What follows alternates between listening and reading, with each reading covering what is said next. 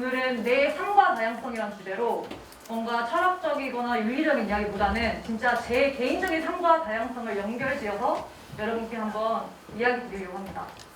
먼저 소개를 드리자면 아까 교수님께 소개해 주셨지만 제가 원래는 PD로 일을 하다가 2년 4개월 정도 일을 했는데 회사를 다니다 보니까 너무 제가 하고 싶은 일을 하는 시간이 없는 거예요. 그래서 시간이 또 너무 괴롭다. 그래서 시간 부자가 되려고 퇴사를 했어요. 작년 11월에 퇴사를 하고 또 이제 겨울이 11월이니까 겨울이잖아요. 겨울에는 내가 하고 싶은 일 하기 너무 추우니까 잠깐 다른 일 해보자 해서 선관위에서 대선 기간 동안 잠깐 2달 일을 하고 비로소 이제 진짜 시간 부자로 살아가고 있어요. 그래서 이번 달 4월이 끝나고 4월에 뭘 했는지 제가 카드뉴스처럼 만들어가지고 친구들한테도 뿌리고 미국에서 만났던 친구들한테도 뿌리고 해가지고 시간 부자로서 시간을 마음껏 쓰고 있어요. 그래서 시간이 많으니까 뭘 하냐 하면은 먼저 한국어를 가르치는 걸 취미로 하고 있어요. 제가 교환학생에서 만난 친구 중에 한 명이 문자로 요즘 한국어를 배우고 싶은데 앱으로 배우니까 너무 어렵다 해가지고 나 시간 진짜 많다. 내가 알려줄게 해가지고 일주일에 2번씩 온라인으로 부터 해가지고 이번 달에 버스 정류장 어디에 이거까지 왔어요. 그리고 오프라인에서도 제가 원래 영어 방송에서 일을 했기 때문에 외국인 리포터분들이 굉장히 많았거든요. 근데 길 가다가 또 우연히 만난 거예요. 안녕 해가지고 요즘 뭐하니 해서 요즘 나 시간 많아. 근데 이 친구도 시간이 많대요. 그래서 그럼 우리 둘 다 시간 많으니까 일주일에 한 번씩 만나서 1시간은 영어로 얘기하고 1시간은 한국어로 얘기하면서 서로 언어도 키우고 놀자 같이 해가지고 저것도 하고 있습니다. 그리고 또 요즘에는 운동하고 명상을 하고 있는데요. 제가 회사 다니면서 건강이 많이 나빠져가지고 몸이 엄청 살이 빠지는 거예요. 그래서 안 되겠다. 다시 건강을 되찾아야 돼. 건강이 있어야 뭐든지 할 수 있지 하고 요즘 운동을 진짜 열심히 하고 하루에 3시간씩 계속 웨이트만 하는 거 아니고 스트레칭도 하고 유산소도 하고 웨이트도 하고 헬스 중독에 삶을 살고 있고요. 또 이제 명상은 이 운동이 신체적인 근육을 기르는 거면 마음의 근육을 기르기 위해서 하고 있고요. 이건 사실 학교 다닐 때 제가 불면증이 좀 심해가지고 상담센터에서 상담도 받고 그룹 상담 이런 것도 프로그램 했었거든요. 여기서 추천받은 앱 홍보는 아닙니다. 마모라는 앱을 추천받았는데 너무 좋아가지고 전혀 저랑 상관없는 앱이에요. 그걸로 매일 명상하고 있고요. 또 요즘에 책도 시간이 많으니까 읽고 있어요. 근데 혼자 읽는 것도 있지만은 혼자 읽으면 계속 내가 읽고 싶은 거 분야가 한정되잖아요. 그래서 추천을 좀 좋은 데서 받고 싶어서 다들 아시죠? 김영하 작가가 인스타에서 온라인 북클럽 운영하는데 여러분도 그냥 참여할 수 있어요. 그냥 김영하 작가가 매달 한 권의 책을 정해주면은 읽고 올 말에 같이 인스타 라이브로 댓글로 참여하는 거거든요. 그래서 저걸 하니까 이제 내가 몰랐을 법한 책도 소개도 받고 또 이제 북클럽의 회원의 자격이 뭐냐면은 자기 SNS에 해시태그 김영하 북클럽 해가지고 책을 읽은 소감을 올려야 돼요. 다른 분들은 이 책 읽고 어떻게 생각했나도 다 볼 수 있어서 너무 좋더라고요. 그리고 이 고독한 연대라는 제가 이제 또 저만의 독서 모임도 만들어서 하고 있어요. 고민하고 독서하는 연대 해가지고 고독한 연대인데 이건 이따가 좀 자세하게 일상에서 다양성의 관점을 되게 중시한 사례로 좀 소개를 드릴게요. 그리고 또 부산 가이드라고 써놨는데 제가 원래 라디오 PD로 일했던 곳이 부산이에요. 근데 고향은 원래 전라도거든요. 그래서 대학 오기 전까지 계속 전라도에 살다가 대학은 이제 여기 서울에서 다녔죠. 근데 이제 일을 부산에서 하게 된 거예요. 그러니까 제 고향 친구들, 전라도 친구들은 얼마나 부산 놀러 오기 좋아요. 가지고 이제 지영이가 부산에 있으니까 거의 내 에어비앤비처럼 생각해가지고 부산에 많이 놀러 와요. 그럼 제가 이제 시간이 많으니까 또 그 친구 특성에 맞게 이렇게 계획도 세워주고 아니면 먼저 이렇게 충전 여행 초대장 해가지고 테마를 만들어요. 지금 이 일에 찌든 친구들이 있구나. 이 친구들에게 내가 힐링을 좀 선물해줘야 돼서 충전할 수 있는 여행 뭐뭐 하자 해가지고 이렇게 기획해가지고 부산을 좀 소개하는 그런 가이드처럼도 요즘 살고 있어요.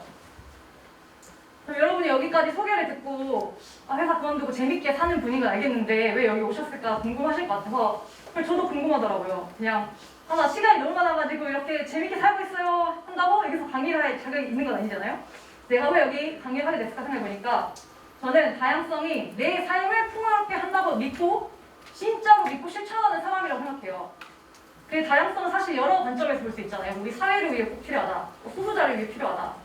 여러 가지 관점이 있는데 그것도 다 맞지만 저는 무엇보다도 내 삶에 나한테 도움이 되기 때문에 다양성이 필요하다고 생각하고 살고 있어요. 왜 그런지를 차차 설명드릴게요. 그럼 제가 다양성이 나를 진짜 좋게 한다고 믿고 실천한다고 했잖아요. 그러면 어떻게 실천했는지 좀 소개를 드리려고 해요. 허언증이인지 아닌지 잘 테스트 해보도 돼요. 제가 올해 독서 모임을 만들었는데요. 독서 모임을 만드는 목적이 뭘까요? 그렇죠. 책을 읽는 게 제일 첫 번째 목적이죠. 근데 그럼 만약에 나 너무 책을 안 읽는 것 같아. 책을 읽어야겠어 하고 독서 모임 만들면 생각해봤을 때 그냥 이렇게 만들 수도 있죠. 친한 친구한테 야 너도 좀 책 읽고 싶지 않니? 책 읽어야지. 그럼 우리 같이 읽자. 또 그 친구 해가지고 한 4명이서 모여서 책 읽어도 독서 모임 맞겠죠. 그렇게 만들 수도 있어요. 근데 여기에 다양성의 관점을 추구한다는 건 뭘까 한번 생각해보죠. 어떻게 하면 다양성의 관점을 초점에 두고 독서 모임 만들 수 있을까요? 엄청 고려할 요소가 많아요. 먼저 누구랑 할 것인가? 아까 말했듯이 그냥 친한 친구, 과 친구랑 만들어요. 그러면 같은 과 원래 알던 친구들끼리 모일 가능성이 높겠죠? 근데 그렇게 하면은 물론 전공이 같다고 해서 관심사가 다 같은 건 아니지만 그래도 넓은 스펙트럼에서 봤을 때는 비슷한 관심사를 가진 친구들이 있을 확률이 높아요. 근데 제가 처음에 이제 친구랑 독서 모임 올해 초에 만들어보자 했을 때는 독서를 하는 것도 목적이지만 우리가 항상 좀 이렇게 그 친구도 행정학과 친구거든요. 뭔가 이런 행정학과적인 사고, 사회과학적인 사고에 갇혀있는 것 같고 이제 그 친구는 사실 공무원으로 일을 하고 있어요. 공무원 사이도 되게 사실 좁고 만나는 사람도 맨날 공무원이다 보니까 뭔가 사고가 계속 굳어가는 것 같다. 그래서 뭔가 다양한 직업을 가진 사람들, 우리랑 다른 사람들과 독서를 해보자. 이게 첫 번째 목표였어요. 독서도 중요하지만 어떻게 보면 그보다 더 큰 목표가 있었던 거죠. 책을 읽으면서 다른 사람들을 만나고 그 분야에 대해서 얘기를 해보는 게 또 하나의 목표였어요. 그래서 누구랑 할 것인지 할 때 그냥 만약에 그 친구가 있어요. A랑 저랑 친구 한 명씩만 데려와도 이렇게 할 수 있겠지만 그렇게 하지 않고 우리가 이제 좀 문과적인 베이스를 가지고 있으니까 이과적인 베이스를 가진 분들도 찾아보자 해서 저랑 알지 못하는 분이라도 소개 인스타에 올려서 이런 거 하고 싶은데 혹시 주변에 관심 있는 분들 있으면 좀 소개해주세요. 소개 해가지고 되게 다양한 직업을 가진 분들을 모았어요. 두 번째로 이제 책 읽는 모임을 했으면 책을 읽어야 되는데 어떤 책을 읽을지도 사실 되게 다양성의 관점을 추구할 수 있어요. 만약에 모여서 또 야 우리 무슨 책 읽지? 야 요즘 이 책이 베스트셀러니까 읽어보자. 다음 달은 야 이 책 어때? 하면 그렇게 만약에 계속 읽어버리면은 무슨 책을 읽고 있는지 큰 그림이 파악이 안 돼요. 근데 우리가 좀 다양한 주제를 읽어보는 게 좋지 않을까? 계속 소설만 읽다거나 아니면은 계속 경영학적인 책만 읽다거나 이런 게 아니라 진짜 포괄적인 다양한 주제에 대해서 읽어볼 수 있게 하려면 독서 모임을 어떻게 만들 수 있을까? 이걸 또 고려할 수 있어요. 만약에 주제를 골랐다고 할게요. 이번 달은 기술에 대해서 읽어보자. 그럼 사실 여러분 기술이란 주제로 책이 얼마나 많겠어요? 진짜 많겠죠? 그러면 그 중에서 또 어떤 책을 읽을 것인가를 생각해 볼 수 있어요. 만약에 데이터를 베이스에 두고 앞으로 기술은 이럴 것입니다. 이런 책을 읽을 것인지 아니면 기술과 앞으로 인간 사회 이런 윤리적인 걸 다루는 걸 읽으실 것인지 또 그걸 정할 수 있겠죠. 그래서 사실 독서 모임을 하나 만든다고 할 때도 정말 모든 방식 그리고 그 독서 모임은 어떻게 운영할 것인지 온라인으로 할 것인지 오프라인으로 할 것인지 발언 시간을 예를 들면 너 10분 이렇게 정할 것인지 아니면 자유롭게 할 것인지 정말 세세한 거 하나하나 따져보면은 여러분이 다양성이라는 관점을 추가할 수가 있다고 생각해요. 그래서 제가 어떻게 하고 있는지 고독한 연대라는 독서 모임 하고 있었잖아요. 보여드릴게요. 일단 제가 소개도 받고 또 소개를 받아서 6명이서 하고 있는데 한 명이 좀 시간 안 들었어요. 6명이서 다양한 전공, 진짜 기계공학 전공해서 엔지니어가 된 친구도 있고 기후학을 공부한 친구도 있고 기자로 일하는 친구도 있고 정말 다양한 백그라운드 가진 친구들이 모였습니다. 서로 모르는 사이예요. 그래서 이름도 사용하지 않아요. 별명을 사용해요. 저는 시간부자예요, 별명이. 그리고 이렇게 모였어요. 그럼 매달 어떤 책을 읽을 것인지 균등하게 정합니다. 왜냐면 다양한 백그라운드를 가진 사람들이 모였기 때문에 다 관심 주제가 달라요. 그래서 한 명 그달의 발제자처럼 거대한 건 아니지만 주제를 정하는 사람이 돼서 우리 이번 달은 이 주제 읽어봐요. 이렇게 정합니다. 그래서 지금까지 읽은 책이에요, 올해. 그리고 5월에는 어떤 분이 대인관계에 대해서 읽고 싶다라고 해서 주제를 정했어요. 보면은 주제가 굉장히 다양하죠. 기후위기, 기술, 전쟁, 건강. 만약에 여러분이 그냥 친구들이랑 모여서 책을 읽었을 때 건강과 관련된 책을 읽었을까요? 안 읽었을 가능성이 좀 더 클 것 같아요. 왜냐면 관심사가 다 다르고 수많은 관심사 중에 그냥 우리끼리 이렇게 정하다 보면 그쪽으로 안 갔을 수도 있으니까. 근데 다양한 백그라운드를 가진 사람들이 모여서 이번 달은 이런 책을 읽어보고 싶어라고 정했더니까 저라면 제가 만약에 그냥 제 친구랑 읽었으면 저는 기술 관련된 책 잘 안 읽었을 것 같거든요, 솔직히. 근데 읽게 된 거죠. 그리고 나서 이 주제 아래서 책을 읽을 때도 예를 들면은 자 3월 달엔 제가 전쟁이라는 주제를 골랐습니다. 우크라이나 사태도 있었고 또 개인적으로 시간이 너무 많아가지고 이제 역사 공부하다가 히틀러는 어떻게 이렇게 도라이가 됐을까? 이런 거 좀 빠져가지고 같이 읽어봅시다 해서 전쟁이라는 주제를 골랐어요. 근데 그러면 제가 책을 정해줄 수도 있잖아요. 여러분 전쟁이라는 주제에 이 책 읽어주세요. 이렇게 할 수도 있지만 그렇게 하지 않아요. 이 독서모임에서는 주제만 정한 다음에 이 주제 아래서 어떤 책이든 읽고 싶은 책을 읽도록 합니다.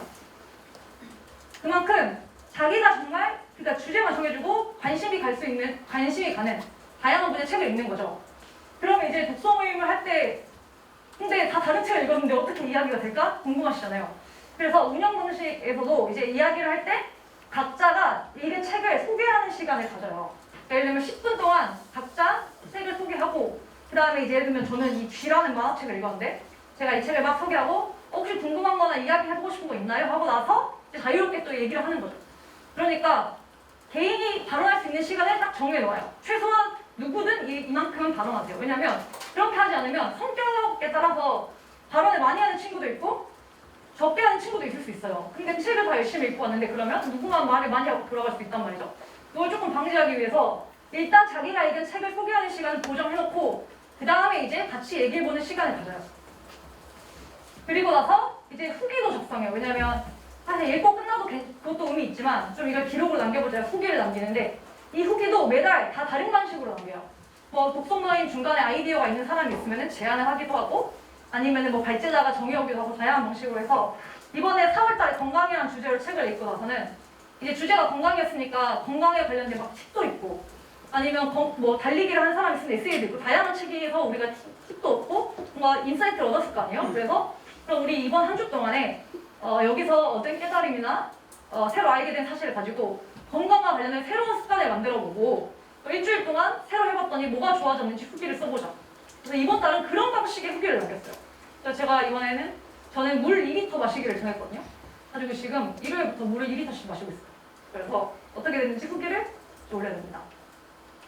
그래서 여러분이 만약에 독서모임 만들기라는 정말 그냥 친구랑 책 읽는 모임 하나 만들 때도 굉장히 다양한 부분에서 다양성의 요소를 넣을 수 있다는 걸 조금 느끼셨나요? 네, 좋아요. 자, 그러면은 이제 제가 진짜 이 다양성의 관점을 고려하는 게 좋아서 이렇게 했다고 했잖아요. 그럼 뭐가 좋은지 좀 얘기를 드려볼게요. 자, 한번 제가 먼저 말하기 전에 한번 여러분이 생각을 해보세요. 그냥 내가 친구랑 야, 독서하자 우리 해서 만든 모임이랑 이렇게 좀 다양한 구성원이 하면 좋겠는데 다양한 주제 읽고 싶은데 다양한 방식으로 이렇게 자기가 읽은 책을 소개하고 후기도 남기고 싶은데 고려한 독서 모임이랑 뭐가 다를까요? 똑같지 않겠죠, 결국 결과가. 근데 어떤 점이 다를지 한번 예상해볼까요? 말은 안 해도 괜찮아요. 제가 말할 거니까. 왜냐면 다양한 주제와 이슈에 관심을 갖게 돼요. 당연한 얘기겠죠. 저는 사실 책을 읽을 때도 조금 편식 있는 편이어가지고 돈과 관련된 거 별로 관심 없어요. 저 그래서 부자는 못 될 것 같아요. 그다음에 기술 관련된 것도 그렇게 관심이 없었어요. 근데 이렇게 그 관심이 있는 친구가 소개를 해줘서 읽어봤더니 제가 전에 생각하지 못한 포인트들에 대해서 인사이트를 얻게 되는 거예요. 예를 들면 제가 이제 지금은 퇴사하고 사실상 백수잖아요. 시간 부자잖아요. 근데 평생 이렇게 먹고 살 수는 없겠죠. 왜냐면 돈이 떨어질 거니까. 그럼 분명히 다시 다음 직업을 골라야 하는데 그 이제 10년 후 기술이라는 3월달 주제에서 읽은 책에서 그 책이 이제 10년 후에 우리 기술이 발전해가지고 우리 일상이 어떻게 될 것인지 엄청 디테일하게 묘사한 책이었거든요. 너무 놀라운 거예요. 그냥 이제 마트에 가가지고 휴지를 사고 싶으면 휴지 사고 그냥 나오면은 알아서 계산해주고 옷 입어볼 필요 없어요. 만약에 이 옷 마음에 든다면은 버튼을 누르면은 그 홀로그램으로 내가 이 옷을 입고 있는 모습이 더 나오고 그런 거 보니까 진짜 기술이 엄청나게 발전하겠다. 나중에는 진짜 예를 들면 제가 영어 방송에서 일했으니까 영어를 좀 잘하거든요. 잘하기 아니라 잘하는데 그럼 이제 나는 영어라는 스킬을 계속 살려서 직업으로 삼을까 말까? 지금 좀 고민하는 시점이 있을 때 지금 번역 기술을 보니까 심상치가 않아. 제가 아까 언어교환하는 친구랑 치킨집에 가서 메뉴판을 팝하고로 찍었거든요. 번역을 기가 막히게 해요. 딱 좋은 소주를 exactly good 소주 이렇게 번역을 잘해요. 그래서 와 그러면은 번역기가 이 속도라면은 내가 10년 뒤에 덧거리 할 때 내 영어 실력이 과연 메리트가 될까 안 될까? 이걸 계속 고민할 때 그때 읽었던 책이 도움이 되는 거죠. 물론 그게 딱 정답을 알려주진 않아도 그 전에는 고려하지 않았던 지점들을 고려하게 해줘요. 그래서 예전에는 그냥 내가 살았던 바운더리 안에 세상을 봤다면은 이 요소, 저 요소, 정말 다양한 요소들을 고려해서 세상을 보는 거죠. 세상을 보는 시점이 되게 다양해지는 거예요. 거꾸로 가네? 그 두 번째는 예상하지 못한 이득, 개이득이 발생해요, 진짜로. 알려드릴게요. 오늘 제가 특강을 합니다. 혹시 제가 오늘 특강을 하면은 저한테 발생하는 이득이 뭘까요? 여러분이 발생하는 이득은 뭐고? 제가 얻는 게 뭘까요? 경험치. 맞아요. 경험치 없겠죠. 제가 가르치는 일이 직업 아니잖아요. 그래서 심박수가 이렇게 너무 높아지면 지금 너무 긴장되고 이런 일이지만 이걸 하고 나면 그래도 내가 해냈어. 경험치 생기겠죠? 그리고 여러분 돈을 벌죠. 제가 이거 자원봉사 아니니까 돈도 벌어요. 그 다음에 자랑할 수 있어요. 제가 이제 끝나고 이제 어버이날이 주말이니까 효도를 하러 고향에 전라도를 가요. 그럼 가서 부모님이 지영아 이제 또 다시 취업을 준비해야 되지 않겠니? 했을 때 엄마 아빠 걱정하지 마. 나는 모교에 가서 수업들 타고 오고 나 잘 살고 있어. 자랑도 할 수 있겠죠? 그리고 혹시 제가 나중에 무슨 일을 할 때 몰라요. 알 수 없지만 뭔가 스펙이 돼서 자소서 쓸 수도 있어요. 저는 다양성과 미래 사회에서 수업도 하는 사람입니다. 쓸 수도 있겠죠? 안 쓸 수도 있지만 그리고 뿌듯하겠죠? 진짜 너무 덥거든요. 덥고 힘들지만 잘해냈다. 뿌듯하겠죠? 이게 바로 예상 가능한 이득입니다. 그러면 오늘의 이득이 왜 발생했는지 거꾸로 생각해보세요, 여러분. 제가 왜 오늘 이 이득을 얻을 수 있었을까요? 어떻게?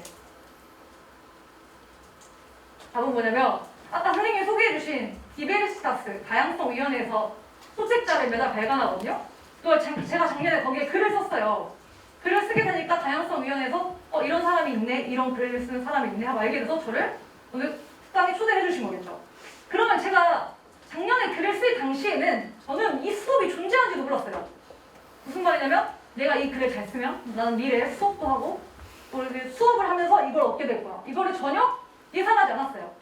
그때 글을 쓸 당시에는 그냥 공고로 준대요. 또 똑같아요. 돈 받고 경험치 이것만 예상하고 이걸 했지만 이게 1년 뒤에 제가 예상하지 못했던 이득을 가져온다니까요. 그러니까 무슨 말이냐면 이 디베르시타스 너무 이름이 어려워요. 디베르시타스에 글을 썼을 당시 저는 라디오 PD로 일을 하고 있었는데 글을 쓰는 일이 당연히 직업이 아니죠.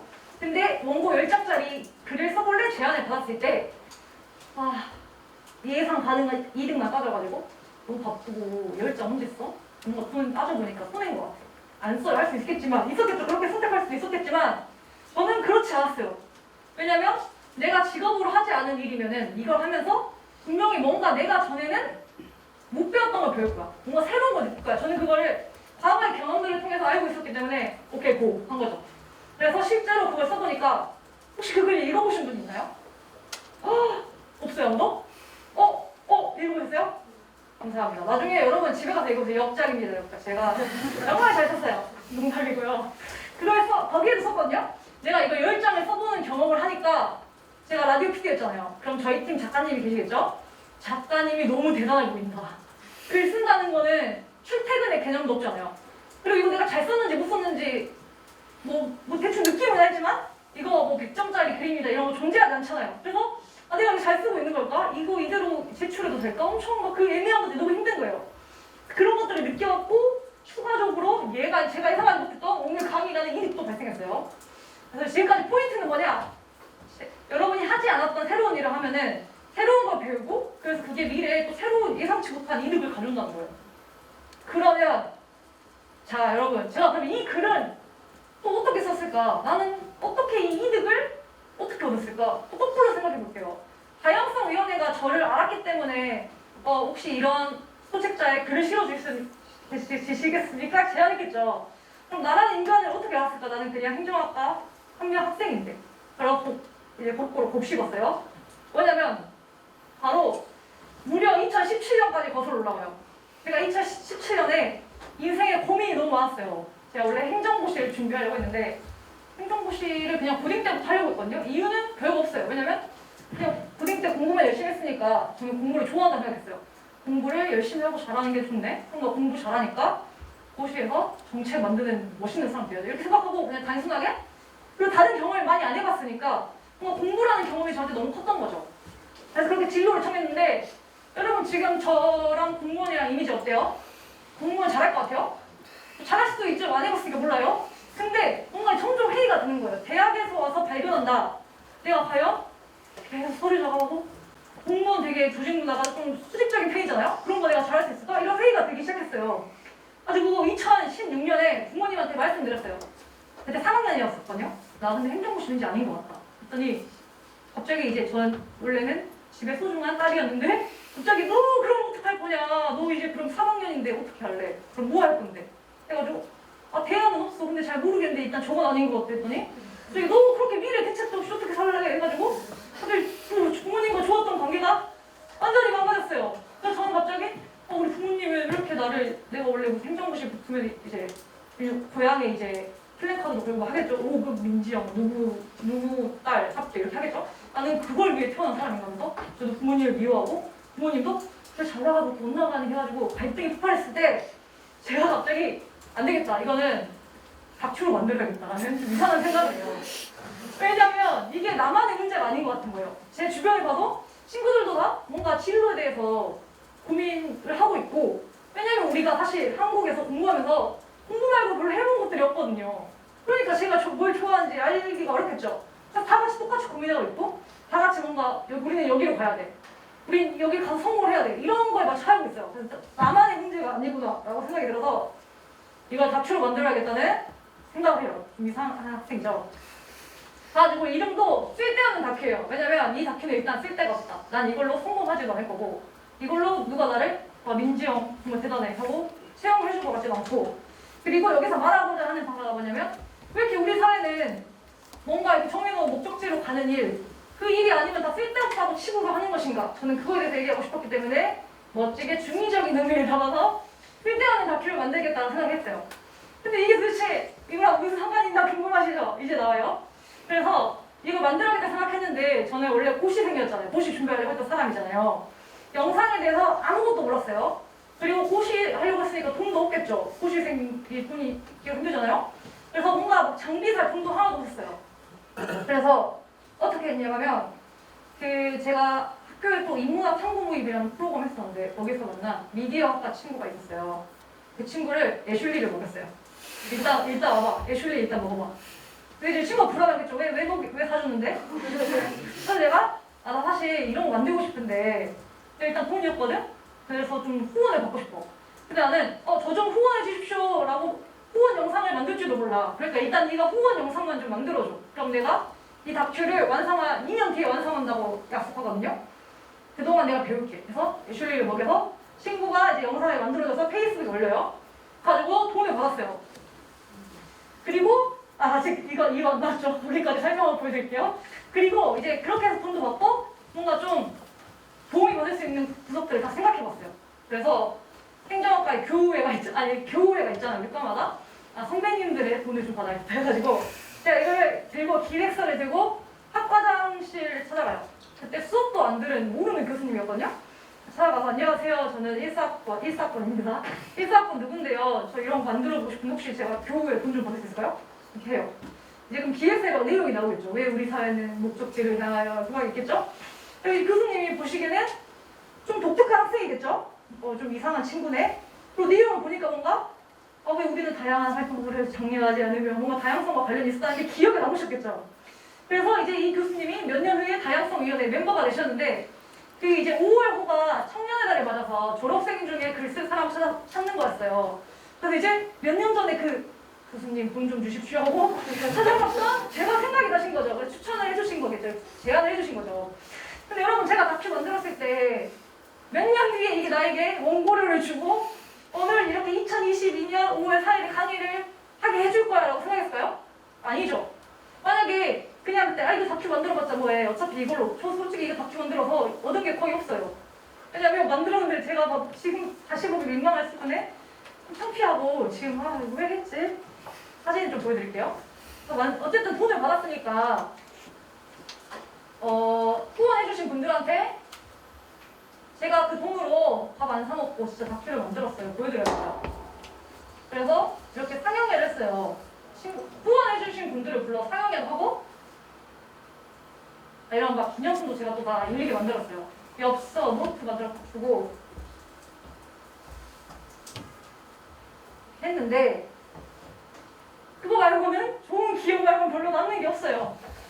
하지만 제가 만약에 그 당시에 좀 해봤자 안 돼, 뭐 별로 나한테 도움도 안 될 거, 또 해봤자 뭐 하고 하지 않았다면 오늘의 기회도 없었겠죠. 그래서 제 말의 포인트는 여러분이 뭔가 해볼까라는 생각이 들었을 때 지금 당장 눈앞에 나한테 가져다 줄 것들만 생각하시지 마시고 만약에 여러분이 안 해본 일 그리고 이거 다큐를 하면서 제가 이 다큐가 아니라면 안 만나볼 사람들을 진짜 많이 만나봤거든요. 그리고 제가 교환학생을 갔었는데 거기에 이제 막 거기 교육학부 교수님도 찾아가서 인터뷰도 하고 이렇게 했어요. 아니, 이 다큐 아니었으면 그 교수님 평생 만나볼 일이 없어요. 수업도 안 들었으니까. 새로운 사람도 만나게 되고 새로운 경험도 하게 되고 또 그 경험에서 촉발해가지고 제가 고대에서 강의를 하고 있으니까요. 아주 몇 년 전에 이 일로. 그러니까 여러분도 뭔가 주로 지금 학생이가 공부를 하시겠죠? 뭐 알바를 할 수도 있고 친구들이랑 놀러도 가겠죠? 뭐 또 뭐라 할까요 요즘? 학생 때? 거기 대부분 그런 게 끝이겠죠?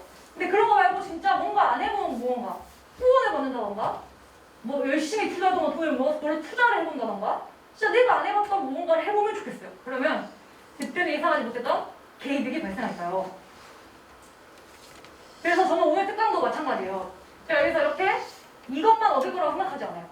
여러분 중 한 명이 되게 감명을 받아가지고 미래에 나 진짜 다양한 일을 해볼까 해가지고 엄청 대단한 사람이 돼서 미래에 유퀴즈에 나와가지고 저를 언급해 줄 수도 있잖아요. 2022년 5월 4일에 어떤 이상한 분을 만나서 내 인생이 달라졌다면은 제가 재조명 받겠죠?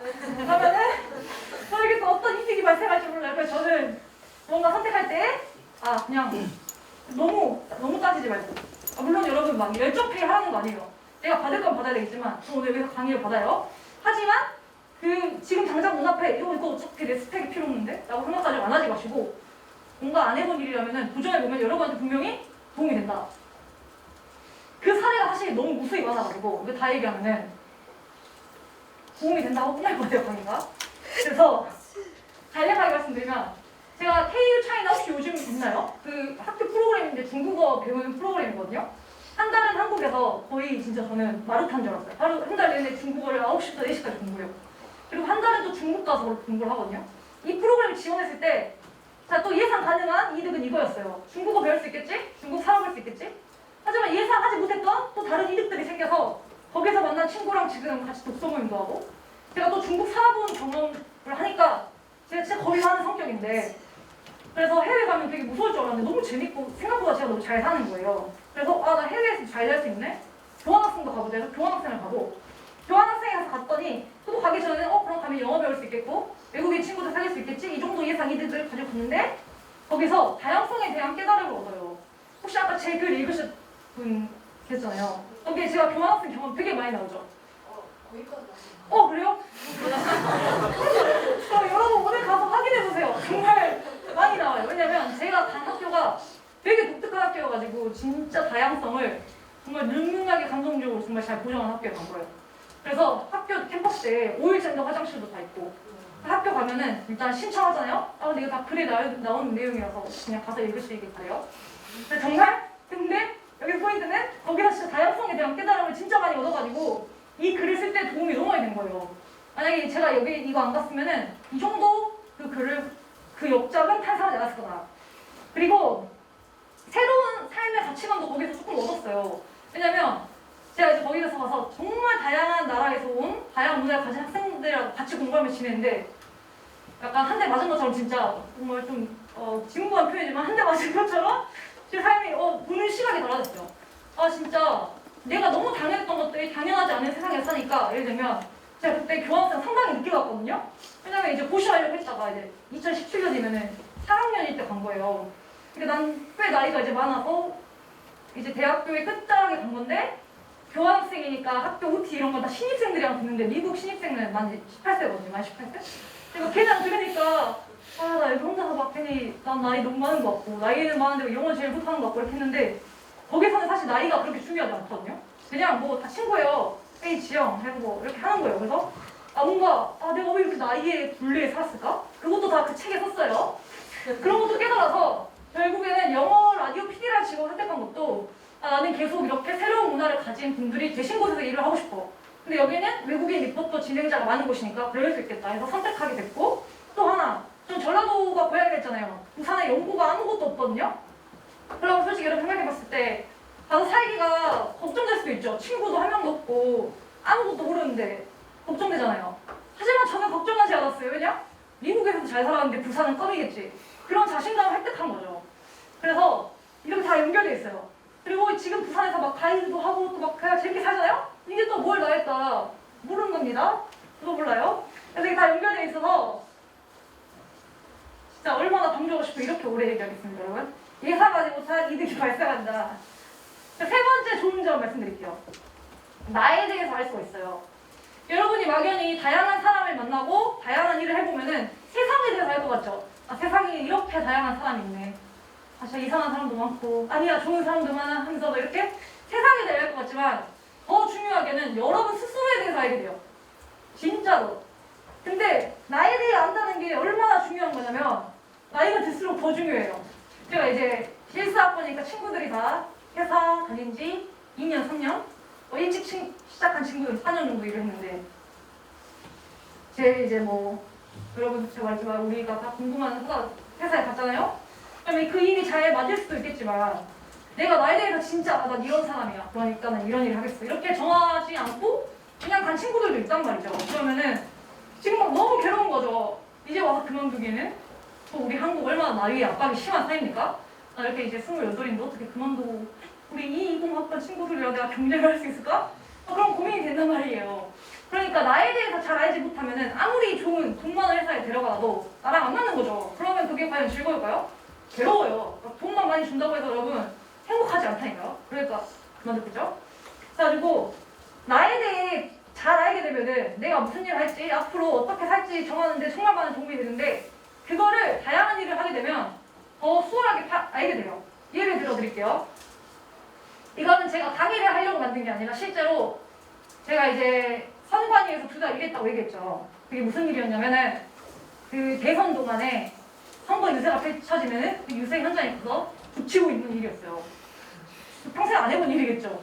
그래서 부산에 사니까 부산에 대선 후보들이 오면은 아이돌 덕질하는 것처럼 일정 다 따라다녀요. 아침 9시에 자갈치시장에 오신답니다 하면은 자갈치장 가 있어. 이제 어디로 이동하십니다. 또 이동하세요. 하루 종일 대선 후보를 따라다녀요. 신기한 일이죠. 그래서 제가 그 일이 사실 보수가 굉장히 작았거든요. 최저임금이요. 그러면 에이 최저임금 받고 안 해. 이렇게 하지 않았다는 거죠. 이거 되게 새로운데? 고! 한 거죠. 그래서 고 했더니 굉장히 나에 대해서 새로운 걸 많이 알게 됐어요. 왜냐면 평소 이제 PD 정규직 그건 2달짜리 계약직이었거든요. 정규직으로 산 삶과 그 삶이 완전히 다르기 때문에 거기서 배운 게 또 완전히 다른 거예요. 그래서 제가 이제 그 선관위 활동이 끝나고 내가 나에 대해 굉장히 많이 한 것 같은데 뭘 알았을까 하고 실제로 작성한 거예요. 근데 글씨가 잘 보이나요? 잘 보여요? 연필인가 봐요. 잘 보이네요. 예를 들면 선관위 할 때 주 7회 근무를 3주 넘게 했거든요. 근데 생각해보니까 하기 전에는요 제가 어떻게 하지? 나 진짜 저는 워라벨 알죠 여러분? 우리 세대는 워라벨이 참 소중하잖아요? 정말 최악일 거야 했는데 나쁘지 않았다는 거죠. 그래서 왜 이게 생각보다 괜찮았을걸? 또 생각해봤더니 이게 사실 그 일의 양도 중요하지만 그 부담, 강도, 대인관계로는 스트레스 그게 이건 훨씬 낮았던 거죠. 그래서 무조건 시간이 중요한 게 아니라 나에게는 그 업무 스트레스가 더 중요하구나. 그러면 뭐라 썼냐면 다음 직업을 구할 때 이런 그러니까 제가 선택할 수 없는 부분을 제외하고 업무 강도 스트레스를 충분히 고려해야겠다. 그럼 나에 대해 새로운 걸 알아낸 거죠. 또 이 선관이라는 직업이 되게 특이했던 게 조근반, 야근반을 나눠서 하거든요. 10일 동안은 조근을 하고 10일 동안 야근을 해요. 조근을 하면 아침 7시에 출근하거든요. 그러면 이제 강제 미라클 모닝 하는 거예요. 근데 강제 미라클 모닝 해보니까 왜 미라클 모닝을 하는지 알겠어. 하루가 너무 길어요. 그래서 이래서 미라클 모닝 하나 보다. 그래서 나 미라클 모닝 사실 한 번도 해본 적 없거든요. 저는 잠이 너무 많아가지고. 근데 해보니까 좋네? 이런 걸 깨달았다는 거죠. 그래서 나에 대해 안 거. 내가 언제 심장이 두근거리고 스트레스를 느꼈지? 이런 것도 적어보고 내가 싫어하는 인간상 거기서 만난 좀 내가 누구는 왜 싫었을까 고민해보고 그런 것들에 대해서 나에 대해 아는 사실을 적어봤더니 제가 2달짜리 짧은 일이었지만 평소에 해본 일과 완전히 다른 일이고 또 완전히 다른 사람들을 만났기 때문에 나에 대해서 엄청 많이 알게 됐어요. 그리고 또 거기서 얻은 한 가지 계기들이 뭐냐면 너무 제가 비속어를 강의에서 이득이 뭐냐면 거기서 이제 모든 후보들이 부사 올 때마다 따라다닐 수 있잖아요. 그럼 그 사람들이 유세를 다 들어요. 그럼 어떤 분들은 막 와! 막 소리가 엄청 많이 질러요. 목이 터질 것 같이 이렇게 하지만 별로 뽑고 싶진 않아요. 또 어떤 분들은 되게 조곤조곤 이렇기 때문에 저를 뽑으셔야 합니다 하는데 뭔가 자꾸 귀가 가요. 그래서 뭔가 스피치학원 하나 다닌 것 같았어요. 그래서 지원하기 전에 몰랐지만 역시 다 인격은 숨겨져 있어 이런 걸 배웠어요. 자, 숨가쁘게 달려왔어요. 제가 잠깐 목이 너무 아파가지고 쉬어갈 겸 제가 다큐멘터리 만들었다 했잖아요. 그 도입부만 살짝 보여드릴게요.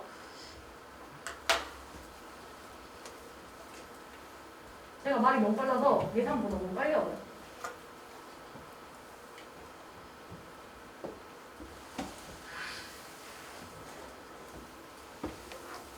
지금으로부터 2년 전, 난 내 페이스북에 영상을 하나 올렸다.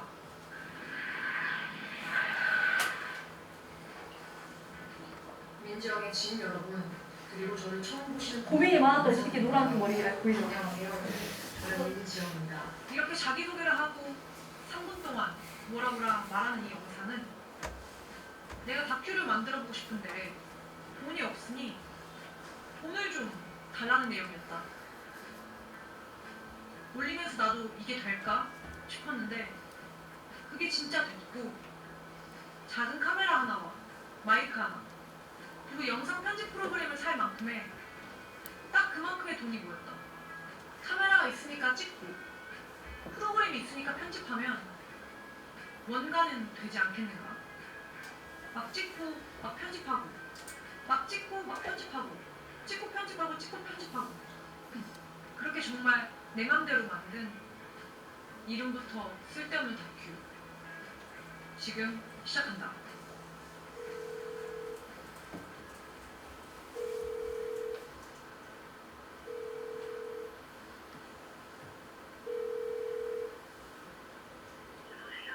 정시가 뭐해? 공부하냐? 뭐 공부해? 왜 열공하네?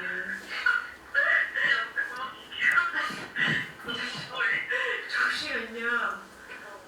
나 어울리는 직업 하나 추천해줘. 어울리는 직업 하나만 추천해줘. 뭐 하세요? 이렇게 내가 원래 50분짜리여가지고 이걸 다 보면은 시간이 없어요. 그래서 다 보지 못하고 이렇게 시작해서 친구들한테 나 어울리는 직업 하나만 추천해도 돼요. 가지고 이걸 리스트를 뽑아서 순위를 만들어요. 1위, 2위 추천해가지고 어떻게 전개가 되냐면 이제 아빠한테 가서, 왜냐면 아빠가 부모님과 갈등이 있었잖아요. 우리 1등이 PD가 나왔어요. 그래서 아빠 나 이제 생명고시 안 하고 PD 하기로 했다니까 아빠가 PD야 하면서 갑자기 전개가 돼요. 너무 궁금하죠? 하지만 이거는 제 개인 소장이 아니라 이제 앞으로는 그러면은 일상 속에서 어떻게 다양성을 증진시킬 수 있을까에 대해서 간단히 알려드릴게요. 첫 번째는 사소한 것도 다양성의 관점을 추가해봐라. 그래서 아까 독서 모임 예를 들어드렸죠. 근데 독서 모임뿐만 아니라 사실 모든 일상생활에서 여러분이 다양성 고려해볼 수 있어요. 예를 들면 물건을 사요. 수업 오기 전에 오기 마련에 그러면은 물을 사겠죠? 물을 안 사고 텀블러를 가져오면은 생물 다양성을 여러분 지킬 수 있겠죠. 필요 없는 물건을 안 사기만 해도 동다양성에 기여할 수 있겠죠. 즉, 진짜 모든 행동 하나하나에 이것과 관련된 다양성 고민해보는 거예요. 친구들 만나서 놀아요.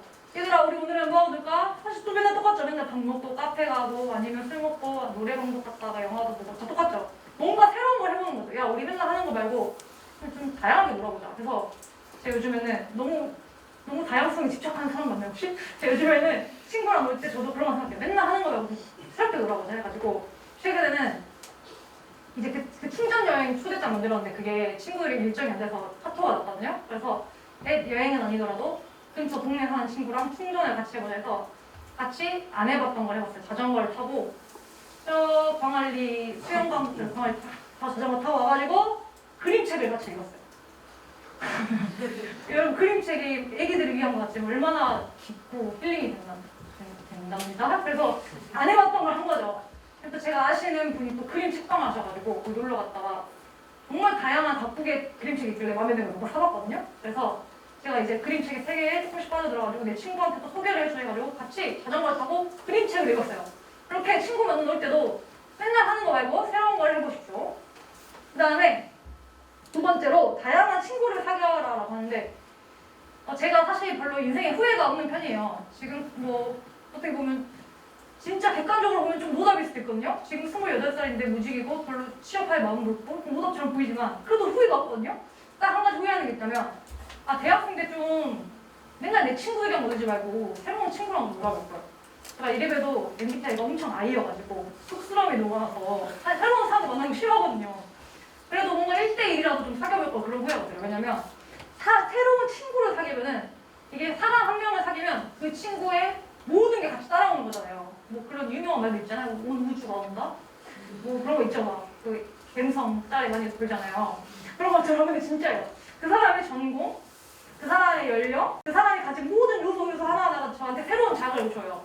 제가 만약에 그때 미디어학과 친구 몰랐으면은 그때 어떻게 했을까요? 뭐 물론 새로운 돌파구가 있을 수도 있었지만 어떻게 인문학 항공에서 미디어학과 처음 친구 만난 거거든요. 친구가 있었기 때문에 다큐도 만들어보고 또 다큐를 만들어보니까 재밌는 거예요. 나 이런 거 기획 좀 좋아하나 봐. 그래가지고 PD도 해보고 진짜 친구 하나를 사귀면 그 친구가 이제 또 고대에서 하는 MTC라고 PD 양성 수업을 듣는 거예요. 오, 그런 게 있어? 알게 돼가지고 나도 듣고 친구 하나를 사귀면은 그 친구가 가진 모든 것들을 다 이렇게 한 번씩 볼 수 있는 거죠. 그래서 친구를 다양하게 전공, 여러분 정말 나랑 거리가 제일 먼 전공 있죠? 제가 지금 만약에 언어를 전공한다 하면 저 반대편에 있는 전공 친구 한번 사귀어보세요. 신기해요. 정말 사고방식도 다르고 너무 재밌어요. 그다음에 연령 20대 친구만 사귀지 말고 여러분 30대 친구도 사귀고 40대 친구도 사귀어보세요. 진짜 좋은 게 뭐냐면 제가 성관이 활동하면서 이게 조별 활동이거든요. 그리고 이제 맨날 요새 외근직이니까 맨날 차 타고 외근을 하니까 조를 지어서 하는데 50대 분과 조가 됐는데 저희 딸 어머니 연배세요. 그래서 뭔가 그냥 엄마는 이제 너무 가까운 가족이니까 몰랐던 특징들을 그분이랑 이제 매일매일 지내니까 많이 붕괴된 것도 있어요. 예를 들면은 엄마가 이제 책을 오래 읽으면 눈이 아프시다고 하시는 거예요. 근데 그때 엄마가 얘기했을 때는 그냥 엄마랑 그리고 오랜 시간 이제 같이 안 있잖아요. 저는 부산에 사니까. 그냥 그런 것도 하고 넘겼는데 이제 외근을 하다가 비는 시간에 책도 읽고 이제 각자 하는데 그게 진짜 눈이 아파서 오랫동안 책을 못 읽으신다는 거예요. 그래서 이게 뭔가 크게 다가오는 거예요. 그러니까 제가 50대 분과 가까이 지낸 시간이 있으니까 이게 내가 책을 하루 종일 읽을 수 있는 게 그냥 여러분 그런 거에 대해서 고민한 적 있어요?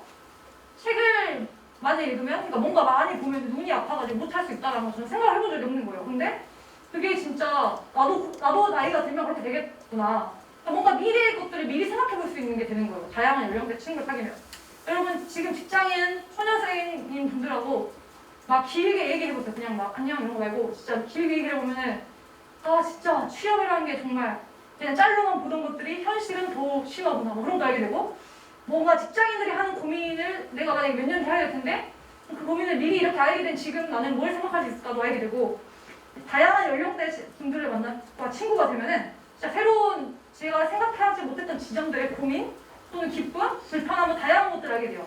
그래서 사실 근데 좀 어렵긴 하죠. 지금 당장 80대 친구 사귀보자 하면은 어떻게 사귈까 좀 고민되죠. 그건 이제 꼭 여러분의 몫이에요. 그 다음에 문화 쪽도 마찬가지로 우리가 당연하게 아까 얘기했어요. 나이와 관련된 생각처럼 늘 당연했던 것들이 당연하지 않은 곳이 있다니까요. 그럼 그런 곳에서 온 친구들과 사귀면은 내가 꼭 그렇게 살 필요 없네? 예를 들면 제가 진짜 좋아하는 책 중에 페터 비에이라는 작가의 자기결정이라는 책이 있어요. 어떻게 내가 결정해서 내 인생을 사는 거에 대한 책인데 거기서 무슨 말을 하냐면 우리의 언어와 문화는 다 우연적으로 주어진 거다. 여러분이 한국어를 모국어로 써야겠다라고 정한 게 아니라 그냥 우연히 여기 태어난 거잖아요. 근데 만약에 내가 프랑스에 태어났다면 다른 곳에 태어났다면 생각해보면은 거기서 태어났을 때 삶이 완전히 달라질 수 있다는 거예요. 그래서 뭔가 새로운 언어를 배워보는 것도 그냥 요즘에는 막 스펙이 돼버렸잖아요. 언어를 배우는 것도. 그게 아니라 언어는 곧 사고방식이고 그 문장 하나하나에 그들이 생각하는 게 들어있잖아요. 예를 들면 영어에서는 You deserve it. 이거 진짜 표현을 많이 쓰더라고. 미국에 가보니까. 제가 뭐 하면은 이거 먹어도 될까 하면 You deserve it. 너 열심히 했잖아. 그럼 케이크 하나 먹어. 이렇게 해요. 그게 뭐냐면 너무 그럴 자기 자격이 있어라고 말해주는 거잖아요. 이게 어떻게 보면은 그 사람이 그렇게 해도 괜찮다라는 포용의 표현인 거고, 그걸 되게 자주 쓴다는 거는 그렇게 해도 괜찮아라는 문화라는 거고. 그래서 뭔가 새로운 문화, 국적, 언어를 쓰는 사람들을 만나면은 꼭 그런 점수가 필요해서 하는 언어 공부가 아니라 그런 언어에 숨겨진 것들, 문화에 숨겨진 것들을 새롭게 알게 돼요. 그래서 새로운 언어 공부해보는 것도 좋지만 사실 품이 엄청 많이 되니까 친구를 사귀면은 조금씩 이렇게 맛보기를 할 수 있다. 나중에 이제 직업인이 됐을 때도 마찬가지로 맨날 내 직업 하는 친구들을 만나지 말고 다양한 직업을 가진 분들과 만나면은 이런 거를 볼 수 있다. 그리고 세 번째로는 다양한 돈벌이를 경험해보세요. 지금 여러분이 사실 학생이니까 공부를 해야 되니까 돈벌이를 많이 할 수는 없지만 왜 돈벌이라고 하냐면요. 만약에 여러분 똑같은 일이라도 다른 방식으로 할 수 있어요. 예를 들면은 가르치는 일을 해요. 그러면은 봉사활동으로 가르칠 수도 있겠죠. 근데 돈벌이로 하려면 뭐 학원에 가서 일을 하는 거겠죠. 뭐가 다를까요? 훨씬 현실적이고 냉담입니다. 여러분 자원봉사가서 좀 잘 못 가르치거나 내용 하나 틀렸어요. 그러면 왜 지영씨 그렇게 하면 돼? 해고 이렇게 하지 않죠. 근데 제가 학원에서 돈 받고 가르치는데 막 맨날 틀린 문법을 좀 자주 가르쳐요. 그러면은 원장님한테 가서 한 소리 들어요. 왜냐면 그건 내 밥벌이고 내가 돈을 받고 하는 일이 훨씬 책임도 크고 정말 현실적으로 잘해야 되는 거라는 거죠. 그래서 뭔가 배울 수 있는 것들이 달라요. 예를 들면 내가 자원봉사 했는데 애들도 와 이렇게 해주고 정말 뿌듯해 나는 가르치는 일을 하겠어 하는 거랑 학원에서는 진짜 현실이죠.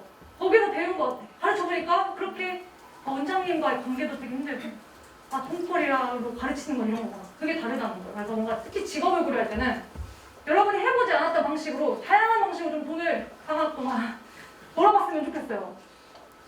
그래서 진짜 단기 계약직으로 진짜 여러 가지 일을 한번 해보세요. 네, 해보세요.